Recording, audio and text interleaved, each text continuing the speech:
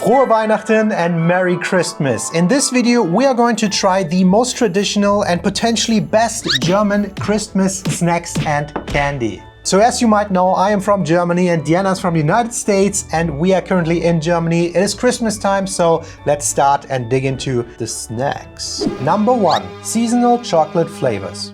The first one is going to be something that I look forward to every year. The German chocolate brands tend to have seasonal flavors that come out, and specifically Rittersport has some of the good ones that I really like. Yeah, Rittersport is one of the biggest chocolate brands in Germany. They have these square ones, which makes them very iconic, and we have 2 different versions here. One is crunchy, creamy winter, and then this one is gebrannte Mandel, which is roasted almonds, very Christmassy flavor. The best way to open these.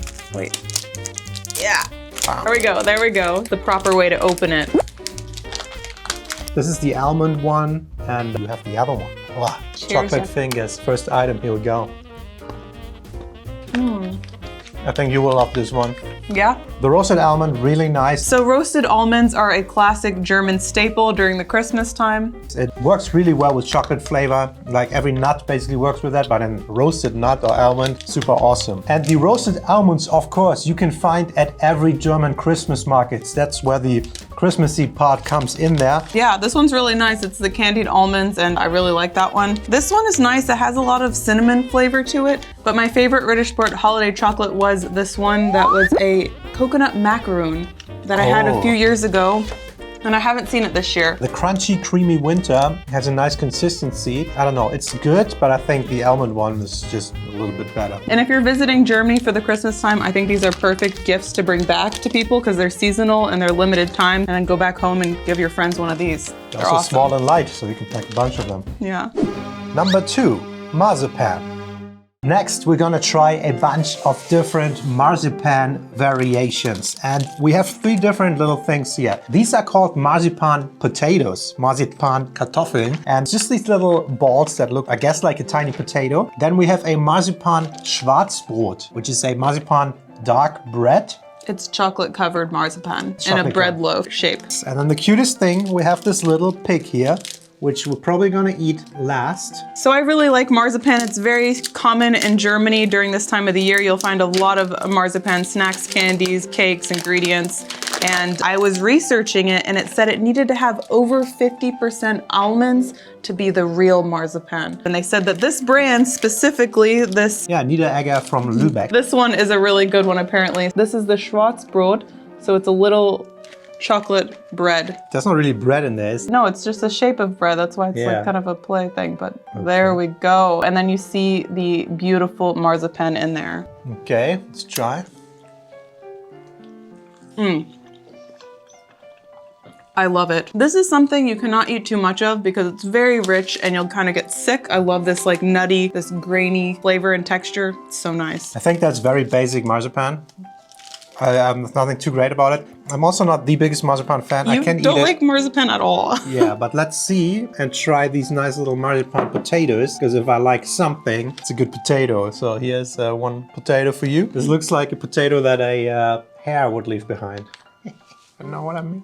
A bunny? A bonnet. This is like the same thing, just without chocolate covering it. It tastes a little nuttier to me. Yeah. And I like it slightly better. Yeah.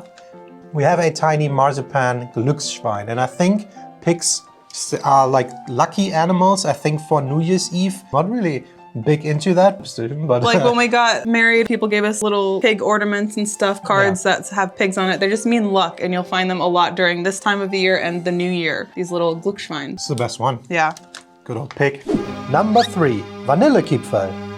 This looks absolutely amazing. Check this huge tray out. These here are Vanillekipferl. Now, Kipferl, I think is a word from the south. I'm not really sure what it means, but it's these half-moon crescent-shaped vanilla cookies. I attempted to make this for the very first time. These vanilla cookies are a popular Christmas cookie in many countries throughout Europe. These crescent moon or horseshoe-shaped biscuits require a few ingredients. Add to a bowl 300 grams of flour, 120 grams of powdered sugar, 100 grams of ground almonds, a pinch of salt, 3 egg yolks, 1 pot of vanilla bean or a teaspoon tablespoon of vanilla extract, and 125 grams of cold butter, and mix it all together. It's easier to do this with your hands and just keep mushing together until it turns into a nice dough ball like this. Wrap it up, leave it in the refrigerator for an hour, and then it's ready to be made into these little cookies. I used a scale to make sure I was roughly making each cookie the same size. It's my first time making these cookies, so I tried my best to shape them. They turned out a little thick,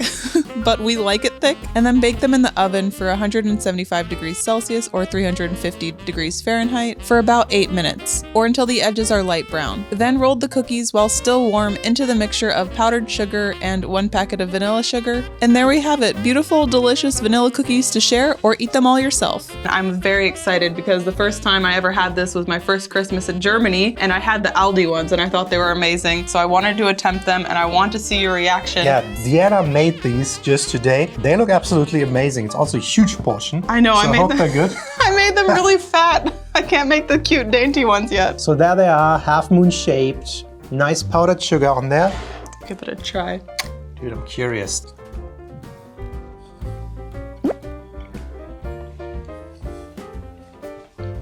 Whoa.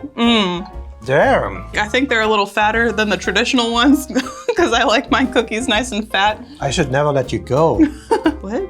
These are really good. I'm surprised, impressed. It tastes really strong like vanilla, but then what I really like is these doughy butter cookie cake-ish texture. You know, the Danish butter cookies? Biscuit style cookie. Yeah, dude. You bite into that and it's fairly dry, but then with the moist in your mouth, it becomes this flavor explosion and moisty dough. Oh. And this was surprisingly easy to make. This is so nice, man. Look at this little baby here. Fortunately, we're going to Phil's family tomorrow and we're gonna bring them cookies. So yeah, usually you can buy these also at the Christmas markets or during the winter time, during the Christmas time at the supermarkets as well. And should we go and sell these on the market? Yeah. I'm gonna make a few bucks. Do that. Hey.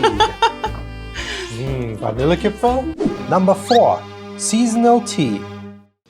Let's talk quickly about this tea that we're drinking because Oh God. as you know, there are a million different types of tea and there's a lot of different tea variations that are specific for this time of the year. And this is one of them we got from Rossmann. It's a winter punch with apricot almond taste. This tastes a little bit like the Glühwein from the Christmas markets. And if you know anything, Glühwein is the #1 thing where Germans go to the Christmas markets and they get a little buzz on. So you can even put a little shot in here if you want, and it's like a tea Glühwein. Woo! I think Germany has a lot of awesome fruit teas, and then they have limited edition seasonal winter teas as well. And I think these are one of the perfect gifts to bring back for people. I know my Nana loves these type of like holiday teas and stuff like that. They usually don't have any caffeine. There's no alcohol unless you add alcohol to it. So I think this is also a really good option for people. Also doesn't weigh much, 45 grams. Yeah, throw it in your bag. Check it bags, Some always good a stuff. topic. Number 5, Lebkuchen. All right, the next one we're gonna try is Lebkuchen. And we have it from, I think this is an Aldi brand, right? Yeah. Finest Cuisine, Gourmet, Nürnberger Elisen Lebkuchen. Apparently, you just told me, I didn't know, Nuremberg is known for Lebkuchen, Yes, right? so Nuremberg has some of the best Lebkuchen apparently. And there was this one brand that I saw, people were really highly recommending Dill. But I couldn't find it, so this is the one we're ending up with. I haven't attempted to make Lebkuchen at all yet. I'm not a huge fan of it normally. I always found them funny. They feel like they're surrounded by paper, eating paper, maybe it is. It's this strongly flavored thing, but they're so traditional. Every German knows Lebkuchen, and every German had Lebkuchen in some kind of shape or form in their life. Yeah. So, let's see what the American says. Tastes lemony. So this one has some nuts in there and it's covered in chocolate on top too. That's not really traditional, but I do like this a little more because I don't love Lebkuchen in general that much. Like Lebkuchen is not my favorite Christmas snack, but it's one of the classics. I really don't like it. Well, another thing we're bringing back for your family. I never liked Lebkuchen, but it's such a hype. And you'll often always find Lebkuchen, these hearts at markets and Christmas markets. They're very common in Bavaria, but you'll find them at any market or fair. And I don't know if they're for eating or if they're just decoration. Yeah, same with the houses, right? Yeah. Lebkuchen house. Yeah, gingerbread It's house. hard things and then so much frosting and stuff on top. I don't know, it's not for me. Number 6, Stollen. So the next item, also super iconic, is Christmas Stollen. You can get it everywhere during this time of the year, from like the cheap supermarkets to like fancy bakeries. And sometimes you can get one for like €1 or 2, but then if you go to the fancy bakery, they make it there and they can be like 30, 40 euros. Yes, but I really like this cheaper one from Aldi. They're these Stollen squares and they have marzipan in it. Normally Stollen has with marzipan or without marzipan, and they have raisins inside and then dusted with powdered sugar, but I freaking love these. They're like 3 to 5 euros at Aldi supermarket, Aldi South, and I'm obsessed. Okay, try it. I think normally it's like one big loaf. This a Stollen, a loaf. So these are a little variation of that, smaller bite-sized pieces. They're so good. They're seasonal, so they're only here during part of the year. They start around October, November, coming out with the Christmas stuff, and then they'll end in like January. They're nicely layered with marzipan inside. I'm a big fan of marzipan, if you can't tell. I'm going through a mix of emotions here. I thought I hated these. So dramatic. But they're actually pretty good. And they remind me a little bit of the vanilla Kipfel in like cake form, you know? What I really dislike is the raisins in it. Like, who came up with that? It's like Apfelstrudel. And he'll Stollen. pick out the raisins. Yeah, the raisins do not belong in those things. Number 7, nougat eggs. So in this bag, amongst other things, there are nougat balls. And what I really like are nougat eggs, or basically any nougat-filled chocolate. Just milk chocolate filled with nougat is the best thing. And during Christmas time, it's everywhere. Most often, from my childhood, I know them in these egg shapes. It's gonna open one. Whoop. They always twist nicely. Oh, there's the ball. It's falling out. This one's crispy nougat. Don't tell me that is not the best taste of chocolate. Well, I got the praline version, so I really like that one. Oh, but this one, it's so good. You get the milk chocolate ball and then filled with nougat, and then they have slightly crispy chunks and flakes in there. Nougat is just the best thing about Christmas, period. I think that's what it comes down to, and Easter holiday as well. Number 8, Baumkuchen.